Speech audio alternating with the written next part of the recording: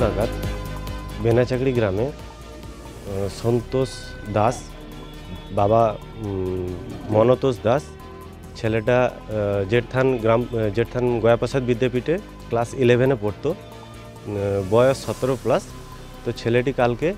बानर ताड़ाते गिये माठे सेई माठे एकजनेर बरज आछे ओनार नाम होच्छे निरंजन दास तो उनी ओनार गोटा बरजे कारेंटेर तार লাগিয়ে রাখেন এবং সেই তারে বাচ্চাটি তার গায়ে ইয়ে হয় বিদ্যুৎপৃষ্ট হওয়ার পরে আমরা পাড়ার লোক সবাই তাকে নিয়ে যথারীতি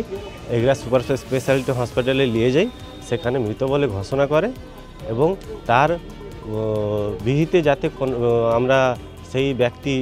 যে ব্যক্তি এই ইয়ে করেছেন কারেন্টের তার লাগিয়েছেন নিরঞ্জন দাস এবং তার সঙ্গে যারা জড়িত আছেন সবাই যাতে এর একটা উপযুক্ত শাস্তি পাক সেটার জন্য আমরা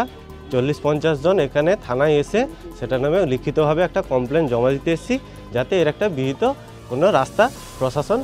বের করতে পারে।